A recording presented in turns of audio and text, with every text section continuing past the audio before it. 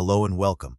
Today we're delving into a less common but important condition affecting the urinary system, urethral diverticulitis. We'll explore what it is, what causes it, and how it's managed. This information is for educational purposes only and shouldn't substitute professional medical advice.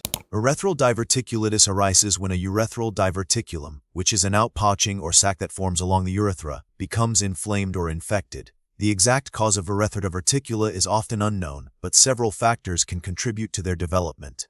In women, childbirth-related trauma, particularly prolonged labor or forceps delivery, can weaken the urethral wall. Repeated urinary tract infections, urethral strictures, narrowing of the urethra, and prior urethral surgery can also increase the risk. In men, it's more often associated with trauma or iatrogenic causes like instrumentation of the urethra.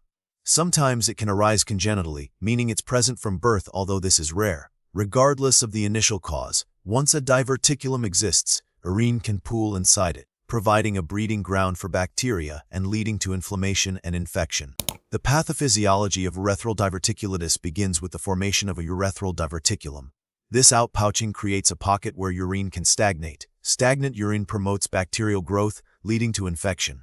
The infection causes inflammation of the diverticulum wall. The inflamed tissue becomes swollen and painful. If left untreated, the infection can spread to surrounding tissues, potentially forming an abscess or even a fistula, which is an abnormal connection between the urethra and another organ or the skin. Chronic inflammation can also lead to scarring and further complications.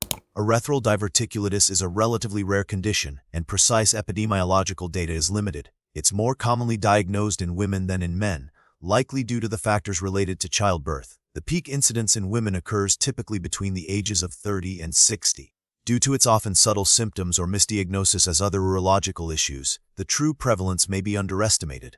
The symptoms of urethral diverticulitis can vary in severity and may be intermittent. Common symptoms include painful urination to dysuria, frequent urination of frequency, urgency, a strong urge to urinate, and post-void dribbling leakage of urine after urination. Some individuals may experience pelvic pain, painful intercourse, dyspareunia, or the feeling of a mass in the vaginal area, particularly in women. If an infection is present, you may also notice pus, like discharge from the urethra or blood in the urine as hematuria. Recurrent urinary tract infections can also be a sign. Diagnosing urethral diverticulitis involves a thorough medical history and physical examination. A pelvic exam can help identify any palpable mass or tenderness. A urinalysis will check for signs of infection, such as white blood cells and bacteria. Imaging studies are crucial for confirming the diagnosis. These may include voiding cystourethrogram (VFUG), which uses X-rays to visualize the urethra during urination, or magnetic resonance imaging (MRI), which provides detailed images of the urethra and surrounding tissues. Erythroscopy, a procedure where a small camera is inserted into the urethra, can also be used to directly visualize the diverticulum and any associated inflammation. Urethral diverticula aren't always classified into distinct types, but they can be described based on their location, size, and complexity. They can be located anteriorly, laterally, or posteriorly along the urethra. Some diverticula are small and asymptomatic, while others are larger and cause significant symptoms. Complex diverticula may have multiple chambers or connections to the urethra. The primary goal of treatment is to relieve symptoms and eradicate any infection. If the diverticulum is small and asymptomatic, observation may be sufficient. However, if symptoms are present or there's evidence of infection, antibiotics are prescribed to treat the infection. For larger or symptomatic diverticula, surgical removal of the diverticulum, diverticulectomy, is often the best option.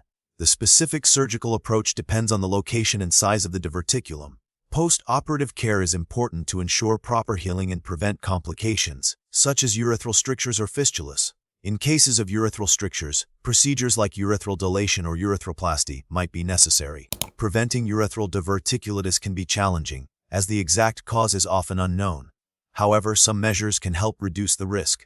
These include practicing good hygiene to prevent urinary tract infections, promptly treating any urinary tract infections that do develop, and avoiding unnecessary urethral instrumentation. In women, proper management of childbirth, including avoiding prolonged labor and minimizing the use of forceps, can help reduce the risk of urethral trauma. The prognosis for urethral diverticulitis is generally good with appropriate treatment.